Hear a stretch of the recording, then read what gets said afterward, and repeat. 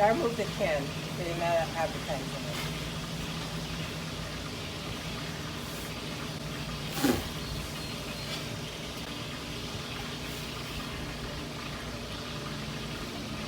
All right.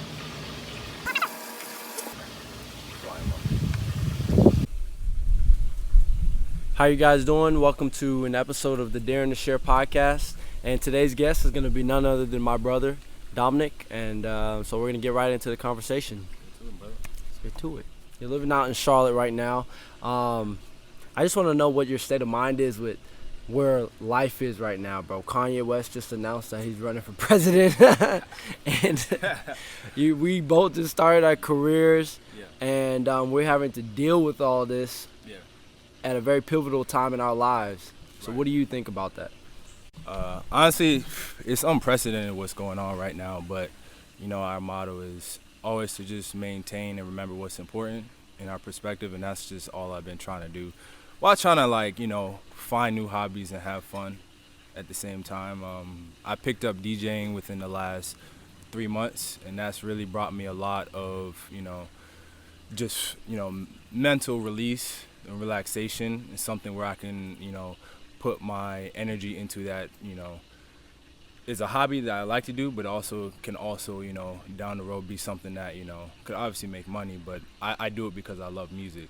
So picking up that hobby, also consistent journaling, and also just hiking, since we really can't go nowhere right now. But I just really been trying to find my peace and stay centered with everything going on. I think that's the biggest thing people should try and focus on. With all the noise of the world, can't give your energy too much to the bad news every day. Find time to release and also escape, and that's what I've been trying to do.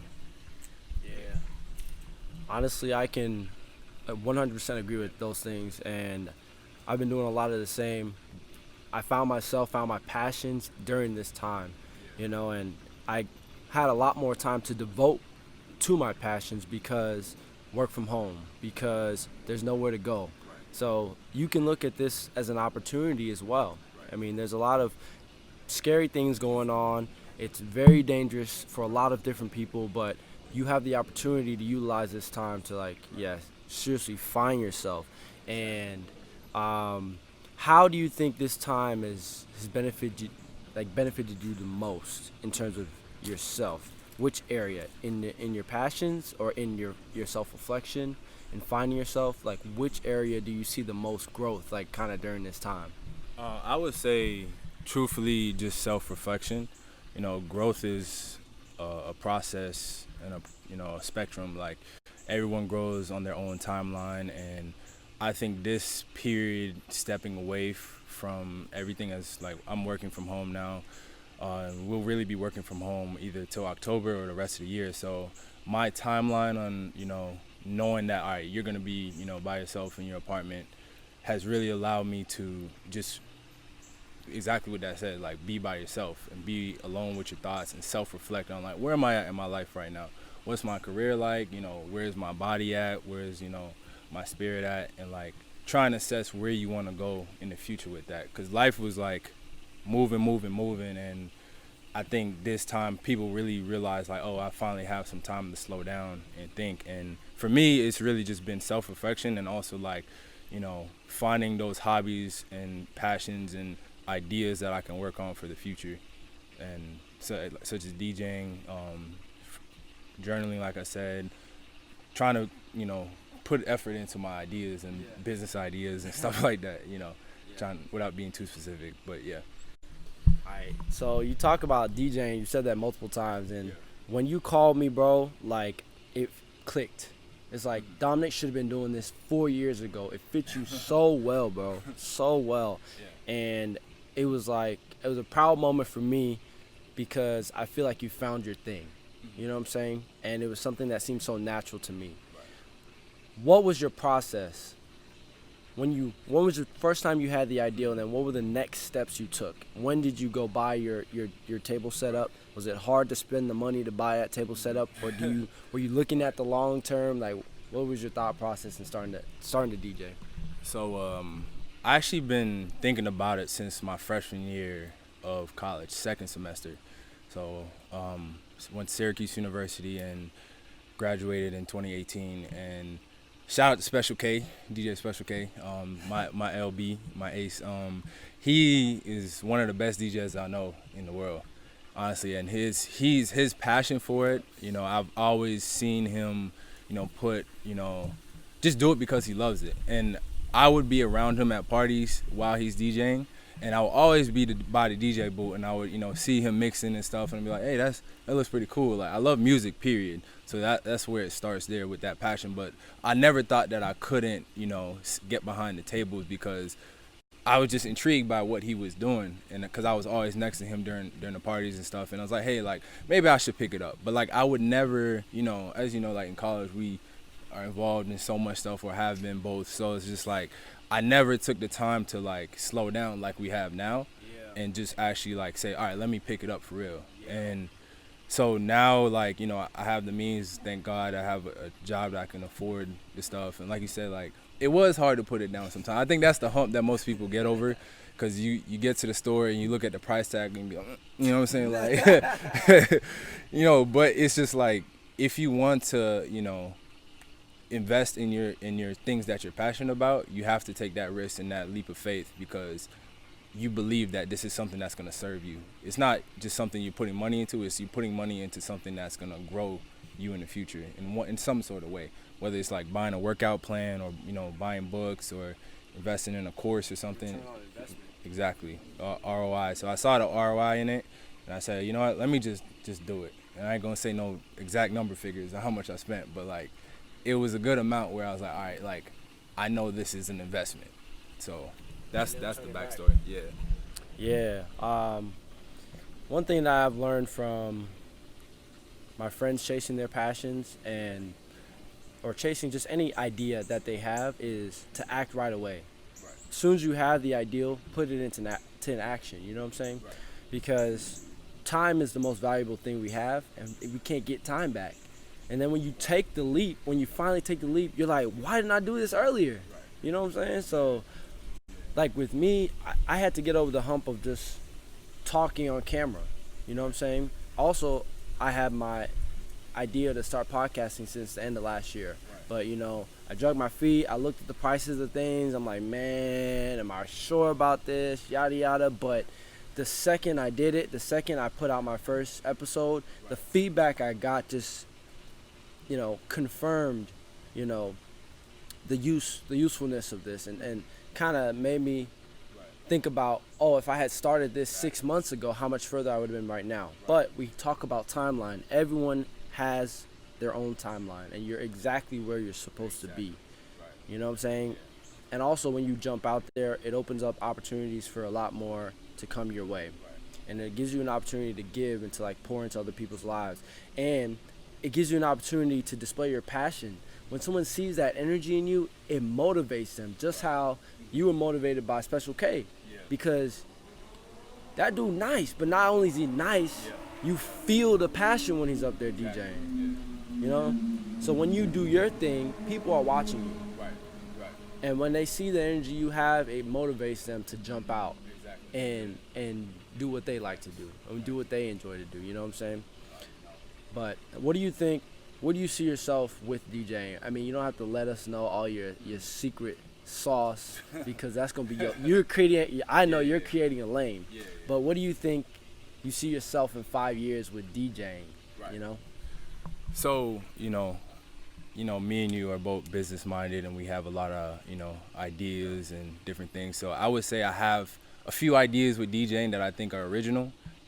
Things that, I think I see a market for, and that everyday people that want to, have functions and just love music would, make use of. So those things, like I said, I'm not going to spill all of it yet because it hasn't dropped yet, but I'm putting my effort into a couple of those ideas. But personally, I see it as a hobby right now, something I could continue to get in the lab and just get better at. And then eventually get to the point where I'm doing events, I'm doing lounges, I'm doing, personal parties, or, family events, or I'll do a baby shower if I have to or something. Bar mitzvah, I just, something that, could bring in extra income while having fun at the same time, and pushing myself on social media as well. Building that platform out is like part of my identity, along with the other things that, make my identity in life. And in 5 years, I just hope it's something that someone, hey, I know a DJ, and call me up, come DJ, because they know that I'll do a good job. Just want to make sure people are happy with my work. What do you, man, growing up, we have so many different memories. What is like one memory that we had, like maybe in the backyard, at the house, or somewhere that I guess that really changed you for who you are today, bro? That's a good question. It's a good question. I would just say one memory in this backyard. Mom and dad, we have given us so many memories that we could think of, but I would just say the many summers just relaxing in the backyard for no reason. And if that means, we had a lot of reasons to be back here because we had a lot of friends over, and, this was the house that a lot of people came over. But I think my most favorite moments was just being back here with just, me, you, mom and dad, and, Candy, Nicola, and just chilling, just relaxing and enjoying, each other's company and being present. And I think we did that this weekend, 4th of July weekend, and it was very, very, inspiring to know that we, or just, I'm thankful and blessed to know that we could take advantage of those moments that we had, man, because, all the moments jumping into this pool. I remember I hit my head on that diving board over there, and, that changed my perspective. It slowed me down to jumping in the pool, but I overcame, those fears, or like, we grew back here. A lot of moments happened back here where we grew, and that's what's up. So now you live in Charlotte, right? And when you go to your apartment, do you say, I'm going home? No. Have you ever called in college? Have you ever called your apartment home? Have you ever accidentally said, yeah, y'all can meet me at my crib? Like, how do you feel about living away from where you've been born and where you would live your entire life? Right. I think you just said the word, the crib. Like, my Charlotte house is my crib. Like my crib. Yeah, but this is always home. That will always be my, spot, or wherever you live. But we so grateful to have, like, a place we can call home. You know what I'm saying? So like that's why, because we you going to Texas, me going to Charlotte, we had such a really enriching home life and blessed home life that like it feels like home, and nowhere else will feel like home until obviously later in life we have our own family and kids and stuff in the house. But this will always be home. Because, I don't feel like, when I go, like, I've been away from Charlotte now for like 3 weeks. I don't really miss it like that. Yeah, like, but, obviously you like to, have your own place and stuff. But right now, it just feels like home. Yeah. No, I agree. When I come back home, I feel centered. Right. Like, home is my center. It brings me back to center because there's an energy. I kind of believe in energies too. Right. And when you come home, or when we come home, I feel an energy, as this is where I grew up. I feel that energy. The memories start coming back, everything. But I think it's important too that we got to experience living out of the state. We talk about this all the time, like where we would be if we had still stayed here, or if we'd still been here. Our lives would be different in a good way. We don't know, but the experience that we gained going out of state, I think it's just, you can't pay for that. It's kind of priceless because you immerse yourself in a completely different environment. Also, you can't just run down the street and go home. So you got to figure things out, and it kind of makes you grow up a little quicker when you're out of state.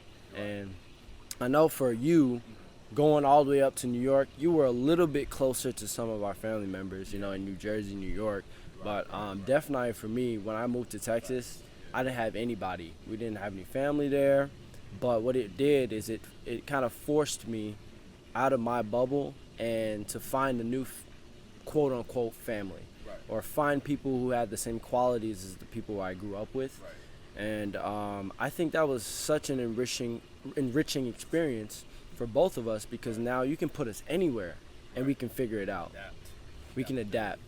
Yeah, I really think there's a lot of value in that as well, you know. But when I come home, it reminds me of what I'm doing, why I'm working so hard, and who I'm working for, in a sense. Because it's not only myself, it's my family, or our family. You know what I'm saying? My family. Nah, our family. And I love when I come back and we got some music going in the background. Thanks, Mama.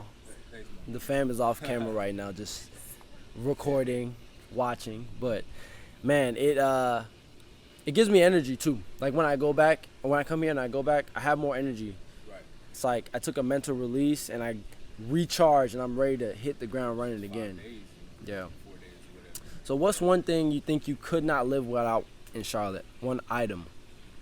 One item I can't live without in Charlotte. I ain't gonna say my DJ. I've been saying DJ stuff too much, but No, you good. I don't know if I have one specific. I say my specific item is the blanket Granny knitted up for us. Do you draw from that every? That's a good, yeah. So do you draw from that every day? What does that blanket mean to you? That blanket just I think it's my piece of home, kind of, and just a reminder of why we work so hard. Because I took that ever since I left home to go to Syracuse. That blanket has been with me in every every apartment, everywhere I've went. It's always just been on a chair somewhere, just folded up somewhere, just on the front of the bed somewhere, just being something that reminding like this is why you do it. It's for your family, and you obviously know how important and how special our grandma meant to us. So like just traveling with that and just keeping that on, like in an area where it's just out in the open. If it's just on my couch, just sitting there, it's just like one of those tokens. What are those items called? Like Relics. Yeah, relic. Yeah, it's a type of relic item. So I say that's my most important item that I have in my house or that I cherish. Other than that, Like what? Yeah. So like aside from the relic, and that's beautiful because Granny gave me a shell. She went on a cruise and she brought back this shell. And that's something that I keep and I hold very dear to myself. Traveled with me everywhere. I used to carry it on the plane with me. Every time I would get on a plane, I used to carry that shell because it was just, it just gave me a different kind of comfort and a different level of peace, Mama, you good, bro? You keep clicking it. Why this thing keep playing?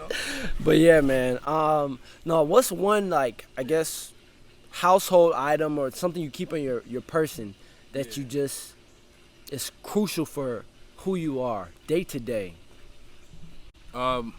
So one thing that's crucial for who I am day to day, I would say is in my house.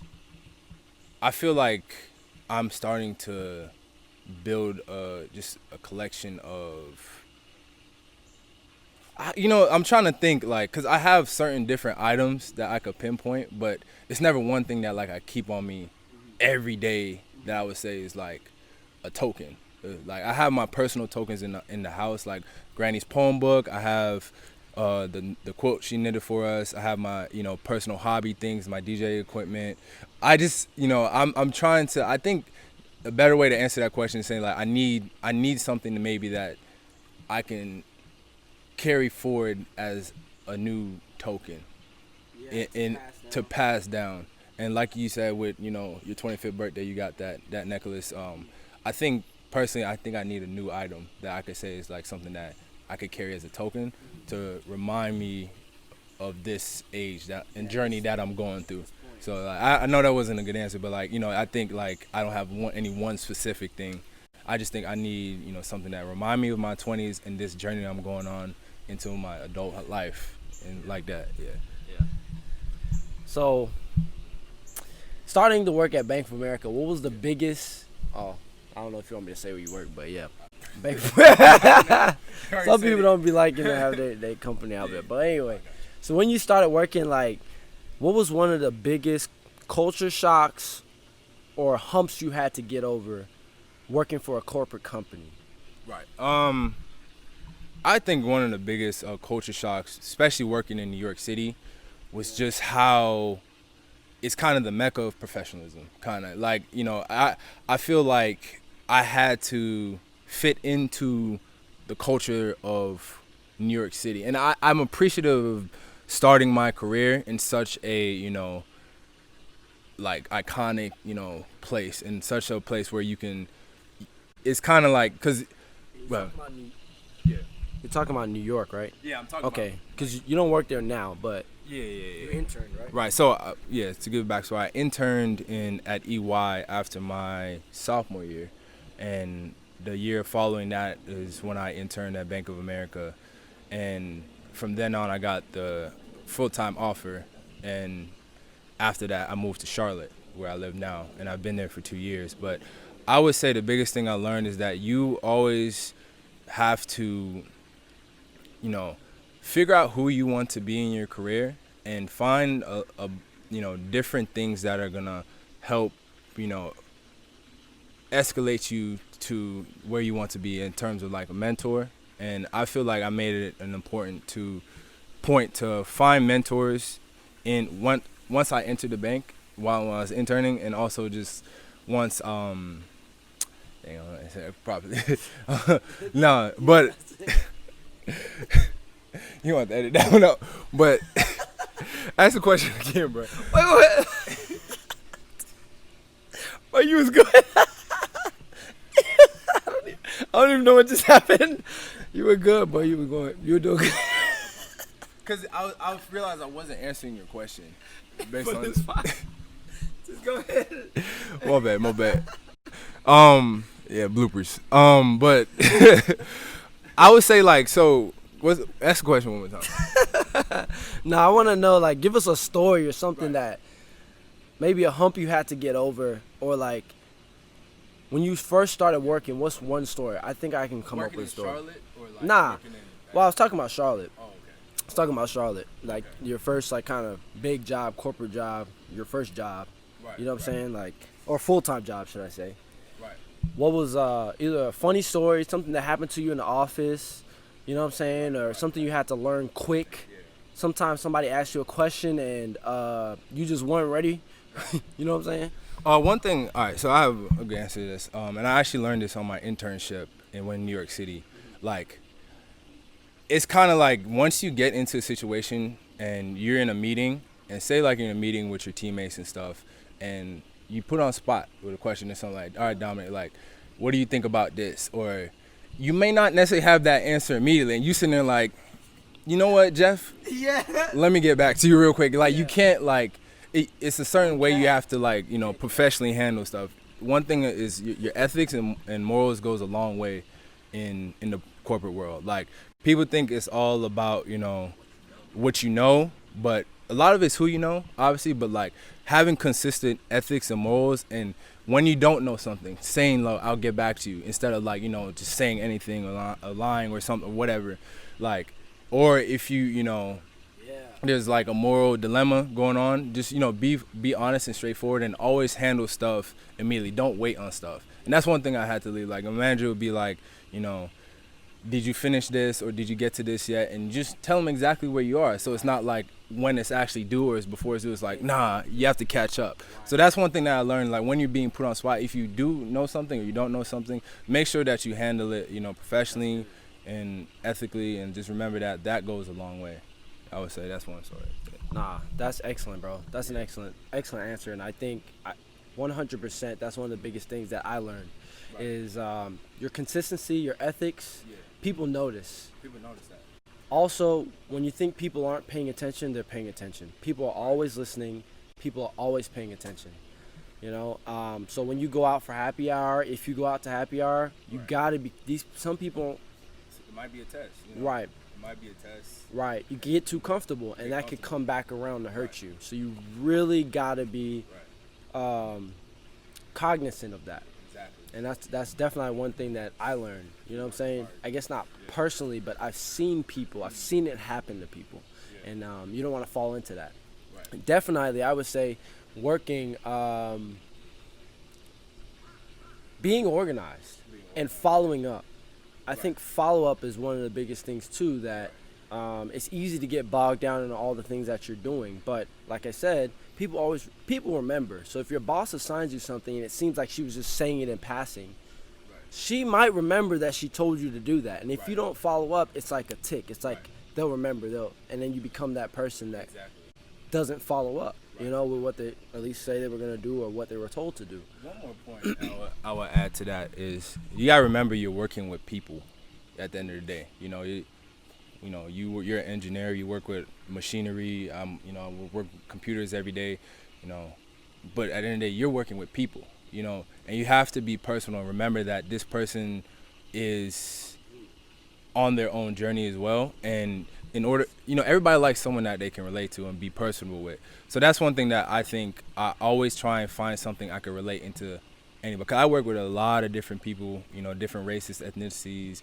white, black people, Indian, Asian, and there's something you can learn from everybody. Don't act like just because, and I don't think either of us had that experience. We've always been adaptable and around a lot of people, but, not everybody is privy to that. So, I always just remember, hey, I don't talk to this person every day, but let me go say hey to them today and try and find something that I can connect to them on so they know that I'm that type of person in the office, on the team, to try, get people on your side. You want people on your side and people that, people don't always have to like you in life. It's not like that, but it's you just want to be, that personable person that someone could feel comfortable around. And that's big. People overlook your coworkers, they should feel comfortable around you as a person, not just what you know and professionally and stuff. Just as a person, try and relate to them in some sort of way. So, bro, that's a gem. That is a gem. I do want to attribute a lot of that to our upbringing. Right. Honestly, we went to high schools that were great, very mixed, extremely mixed. So we learned how to interact with different types of people, especially where we lived over here. We lived with a lot of immigrants over here. This is one of the largest immigrant populations in Georgia. So that we got that side of it as well. And then we went to school on the north side, which gave us a whole different perspective from, I guess, the people that we played basketball with on the east side. You know what I'm saying? And I think that those soft skills go a long way in life. And if you're not directly put into those situations, you can be intentional about stepping outside of your comfort zone and going over and, talking to different people, saying hello, playing basketball on the different side of town or joining a different group. And those soft skills that you learn benefit you for your entire lifetime. Because I do think we've lacked a lot of communication as a country sometimes, Communication. When you talk to someone, you guys all of a sudden start to realize that y'all do have a couple things in common. Right. You're gonna find something. Same thing in the workplace. You may not know people when you first start working, but put yourself out there, you start having small talk, all of a sudden you realize that person likes cars too. Now I've built relationships with people strictly off the fact that we both like cars. And now we go into helping each other in all different type of ways. And that person will invite me to a networking event. It builds my network. It builds my net worth. You know what I'm saying? So that's a really, really good point about working in a professional space. I like that a lot. So any closing thoughts before we wrap up? I gotta catch a flight in literally an hour. Nah, I just want to say I'm just real proud of you, Darren, for following your passion and doing this. We obviously talked about we had a 4-hour podcast the other night that we could have. People don't understand the type of conversations that we have and how close we are and stuff like that. And I'm just proud of you, of sticking to this. And I just can't wait to see where you go with this, and it's going to continue to get better and grow as we both go on our journey and whatnot. We're going to do this again. I'm going to come down to Texas and we're going to do a longer episode. Mom and dad sitting here looking at us recording, always being supportive as they always are. We love them so much. And, I just can't wait to see what's next and us to, act on the things that we talk about. We have them conversations, but I think now it's time for us to just do and get over those fears or like whatever those humps are, and just go after it. So, but I appreciate you, interviewing me. Appreciate you, my guy. Yep. I appreciate the conversation, Dom. I really want to thank you guys for listening and watching. I really appreciate all of my friends and my family who are so supportive to the things that I have going on, Dominic has going on, and we want to support you guys, and we will continue to support you guys. And I want to encourage all you guys to, like we just talked about, chase your ideal. As soon as you get an ideal, go for it. And don't sit around. Time is the most limited resource we have, so don't waste it. Use it to your full advantage, and reach for your full capabilities in any field or any area that you find interest in. So Dom, I appreciate you, bro. We're gonna have more conversations. This is just a little clip, a little snippet before I get out of here. But love you, bro. Thank you guys for listening to this episode of the Darren to Share podcast. Please subscribe and follow the Darren to Share podcast on all platforms: Spotify, Apple Podcasts, YouTube, Instagram, Facebook, Twitter, all those. You can find us, and you can continue to get some of this content. Catch you on the next episode. Yes, sir. That was good.